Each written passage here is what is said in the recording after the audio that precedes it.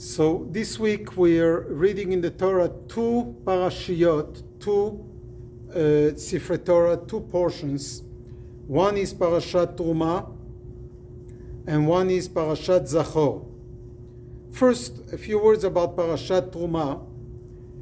It is the parsha that discusses the details of the building, the structural design, and the way, all the details of the Bet HaMikdash, the first sanctuary, the Mishkan, the tabernacle that was built in the desert right after the giving of the Torah at Mount Sinai.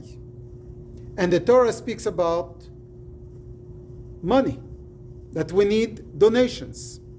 Nothing could happen on its own. And even the first sanctuary, people needed to donate. And the Torah says that what kind of donations? So the Torah details 13 kinds of things that people should donate. And the first one that the Torah cites is Zahav, gold. The Rebbe is asking a question. Gold? Not everyone has gold. Gold is only for the wealthy. Indeed, Zahav is a acronym Zeh HaNoten Bari in Hebrew, which means the one who gives healthy. So why does the Torah begin with something that is not at everyone's disposal? Not everyone has it. Why is that the first of the 13? And the Rebbe explains that everyone needs to give in a way of Zahav. What we give is not leftovers. What I don't need, I donate to charity.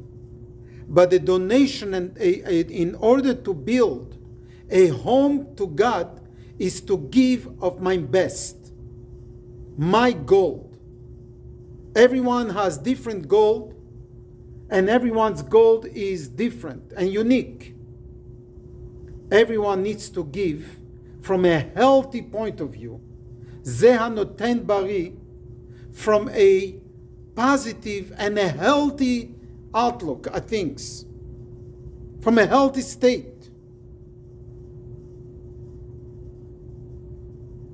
The Torah says, Ve'asur li mikdash ve'shachanti betocham, it says in the parsha of this week. Make me a holy place and I will dwell amongst them. The Medrash asks a question. It should say, I shall dwell in it. Why in them, amongst them? Because the Bet HaMikdash and the Holy Ark is not meant in order that this should be God's home, but this is where the light should spread to everyone's home. My friends, it has been a year in this terrible pandemic, where many are forced home, and shul, Chabad, activities and so on are very limited. Very unfortunate. Purim this year, the way things are now, is not going to be the same. Last year Purim we had wow. And that was the last time of such a big crowd at the Chabad campus here. But the message is, in order to get godliness in our home, and we were never able to do it as much as we could do it now, the amount of time we spent in our own homes over the last year might be equal to years of the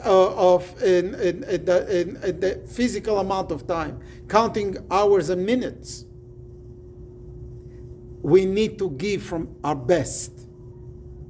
Serving Hashem is not only a true, and is not only for the wealthy with physical gold. I need to give my gold to God under whichever circumstance. Easy? Not necessarily.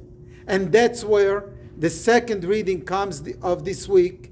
Parashat Zachor, we are commanded to remember what the nation of Amalek has done to the Jewish people on the way out of Egypt, where they attacked the Jewish people with the war and cooled off the fear and respect and awe that the world had for the Jewish nation. And Amalek came and cooled it off. Our sages say that this Amalek exists within each one of us as the one that cools us off from our excitement and our fire. We're on the way to getting the Torah, on the way out of Mitzrayim. Cool down. All is good. We don't need to be so excited. There is no shul, there is no Chabad center, there is no Purim party like all the years that we're accustomed to. How are we going to celebrate this year? Don't get cooled off. Give your best. Celebrate Purim with the greatest joy, inner joy, in a way that was never celebrated before. And we could make it happen. And lastly, let me share with you a story that I was told this week by someone that really touched me. An amazing message. Someone meets someone and asks him, how are you doing? He answers, so. So he tells him, let me share with you a story. Someone met someone and asked that individual, how are your blinkers in your car doing? The individual answered, so, yes and no. So what do you mean? He says it works good. Goes on and off. Yes and no. Those are blinkers. You want to make a turn?